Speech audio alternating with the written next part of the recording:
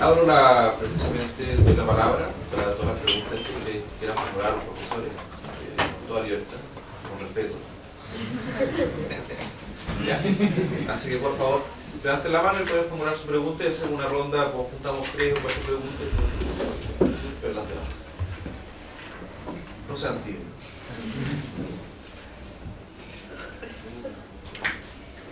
Por favor, diga su nombre. Patricio Gómez. Ya. ¿Qué año está usted de la clase? Segundo. Segundo, ya. Mi pregunta va relativa a la participación política de los jóvenes en lo que es plebiscito. Viendo el caso, y corrígeme si me equivoco, que en Brasil es de los 16 años se puede votar, ¿cierto? ¿O no? ¿O de los 18? El voto puede ser Sí, 16 o 18. No, aos 16, 17 é facultativo, a partir dos 18 é obrigatório. Ah, ya. Mi pregunta dirigida en Brasil, porque acá en Chile se vio, como puso el profesor, que es muy baja la tasa de votación que tienen la población general y preocupantemente los jóvenes. En Brasil, ¿cómo lo hacen para impulsar la votación joven? Que a mí me parece que es un tema latinoamericano y especialmente acá en Chile. Pero en Brasil, ¿qué hace que el impulso sea para que los jóvenes puedan votar? Para que hayan...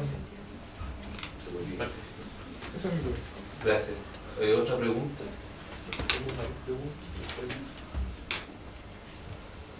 Con toda libertad. Ya que no tienes preguntas. Yo tengo un par de preguntas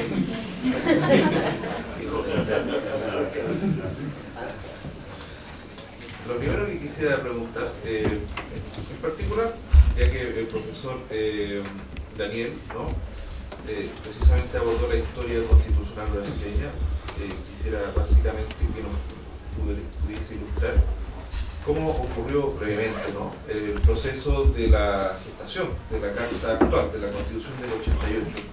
Si hubo un proceso deliberativo, fue democrático, y ¿por qué se lo pregunto? Porque usted sabrá, en Chile en este minuto existen distintas ideas para promover el cambio constitucional. La presidenta ha postergado mucho la decisión de cuál va a ser el mecanismo, pero pareciera ser que ya está tomada la decisión del cambio constitucional, ¿no?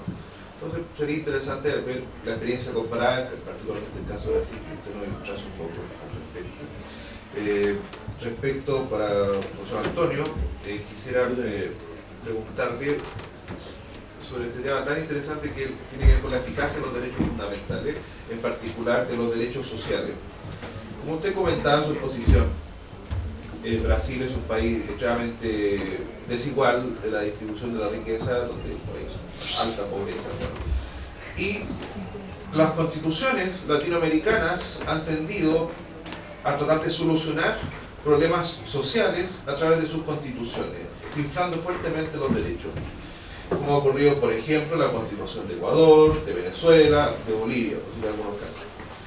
En ese contexto, en base a la experiencia, por ejemplo, de la Corte Suprema de Brasil, no sé, Suprema Corte seguramente se llama, ¿cuál ha sido la experiencia de la aplicación de los derechos sociales? ¿Ha generado algún cambio cualitativo, ya sea en la realidad social, o ya sea, por ejemplo, en el modelo o el diseño normativo de los parlamentos para propiciar la eficacia de estos derechos sociales?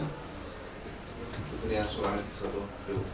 Y para el profesor Smolarich, comparto muchas ideas con el profesor, y lo que sí yo añadiría, habría que pensar respecto a los mecanismos de cambio constitucional en el ámbito de la Constitución actual, y tal vez usted, profesor, podría referirse un poco a este esquema que está tan cerrado, ¿no? Tan cerrado como usted lo manifiesta, ¿no? Bueno, ¿cuál es la salida institucional para hacer este cambio constitucional sin salirse de la Constitución? Bueno. ¿Alguna otra pregunta? Bueno, doy la palabra partiendo por el origen. Profesor, por favor. Gracias pelas perguntas, pelos questionamentos. Iniciando pela pergunta do Patrício sobre a participação dos jovens no Brasil. Esse é um problema, creio que não só brasileiro ou chileno, mas do mundo inteiro. com o passar do tempo, a participação formal dos jovens nos processos de votação formais, tá, de escolha dos representantes, ela é menor. E isso está colocando em xeque, sob análise, o nosso modelo de democracia representativa. O Brasil ele tem uma questão interessante, que aos 16, 17 anos é facultativo o seu registro eleitoral e a participação nas votações que existem. Tá? No Brasil nós temos eleições aí nos anos pares. Então, o ano passado, 2014, tivemos as eleições para presidente da República, governador dos estados e deputados federais, estaduais e os senadores. Tá?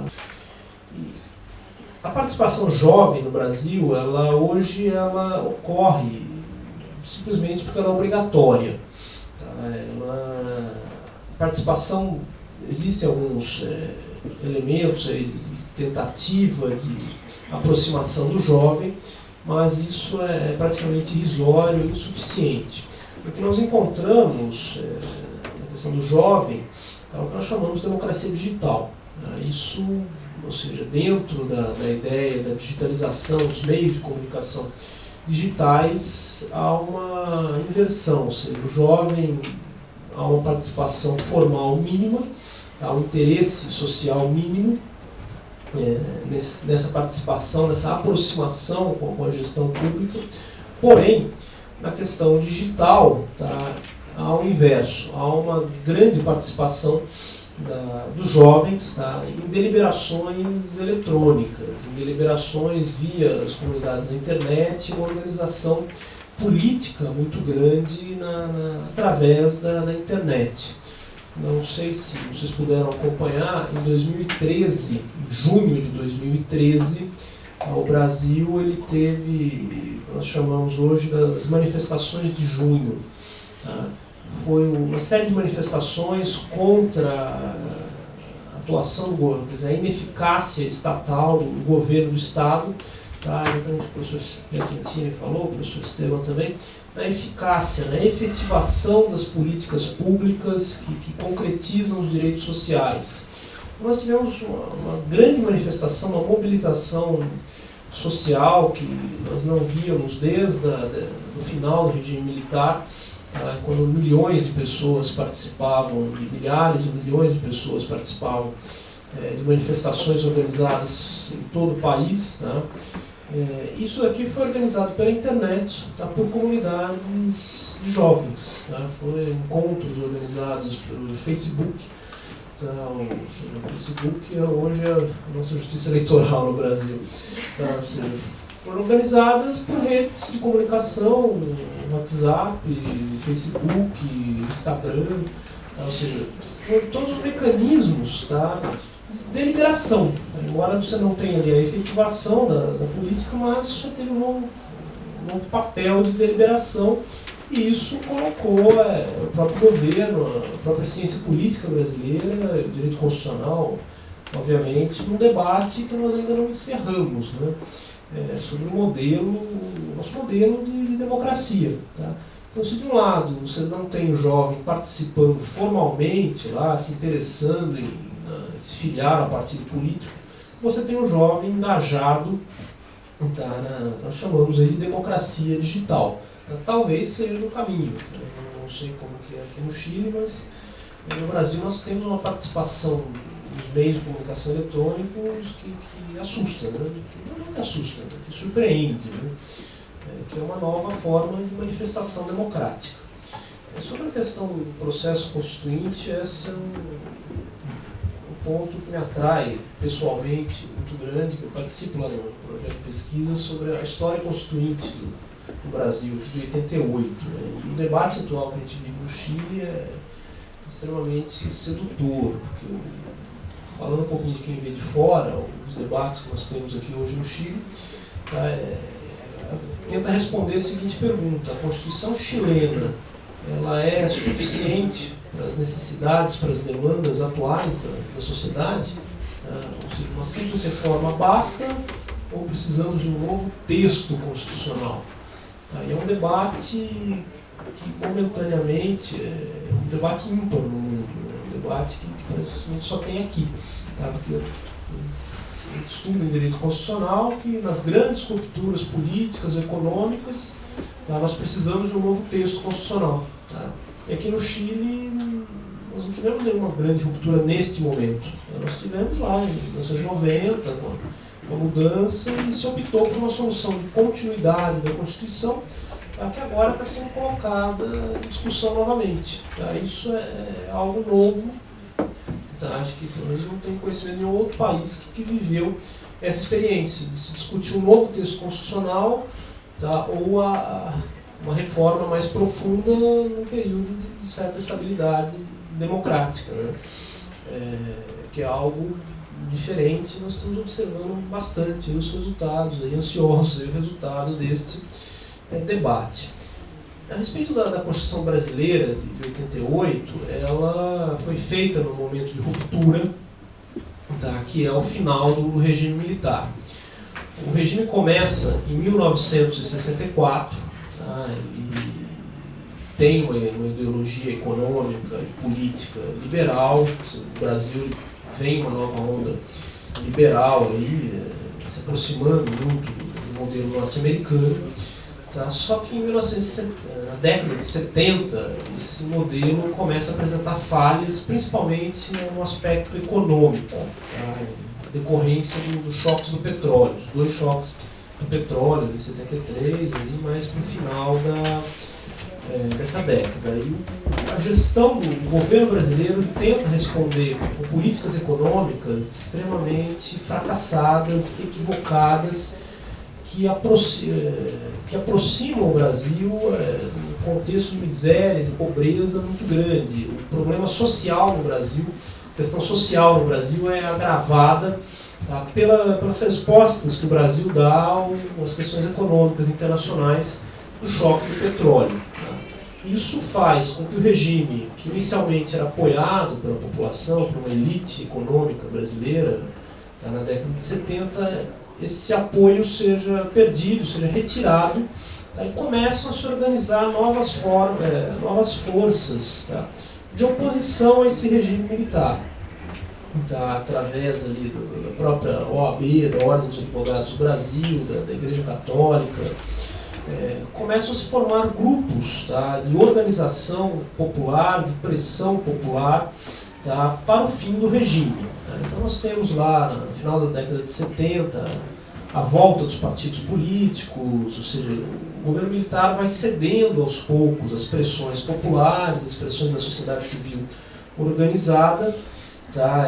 Entramos na década de 80 com uma situação social extremamente precária. O Brasil já estava se tornando um país economicamente inviável, uma crise de inflação muito grande, uma pobreza muito grande. O Brasil já não conseguia, já não gerava riqueza suficiente ali, mecanismo de distribuição de renda ineficaz, uma paralisia do Estado brasileiro, que vai levar ali uma solução de descontinuidade do poder militar, que nós vamos chamar no Brasil de processo de transição. No fundo, ele é uma transição negociada, não abertamente. Os militares, eles até nesse projeto a gente chegou a entrevistar uma série de generais ali que participaram desse projeto. Então você até fala, não me recordo o nome. Os militares, eles vão sair da guerra, eles têm ou a debandada, que todo mundo sai correndo, ou uma retirada organizada. Então eles fazem essa retirada organizada. Eles já não tinham mais sustentação política no governo, a economia já não dava sinais de nada, de recuperação, isso no início da década de 80, então eles começam um processo de transição. A sociedade passa a pressionar, nós vamos ter lá um movimento diretas já, isso na década de 80, são mobilizações populares pela volta das eleições, pela volta do regime democrático, que vão resultar numa eleição indireta. Tá? Nós temos lá uma tentativa de voltar, não conseguimos. Nós temos uma eleição indireta pelos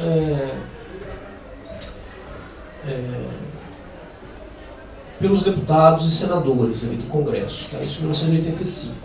Nós temos 2 candidatos, tá? Um candidato que apoiava lá o governo militar, que é o Paulo Maluf, que foi governador do estado de São Paulo, um deputado que até ano passado ainda conseguia se eleger para o Congresso brasileiro.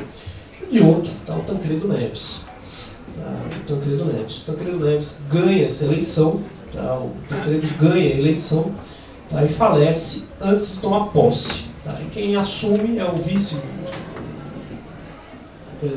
vice-candidato lá, tá? O José Sarney, que vai iniciar todo um processo de transição. Tá?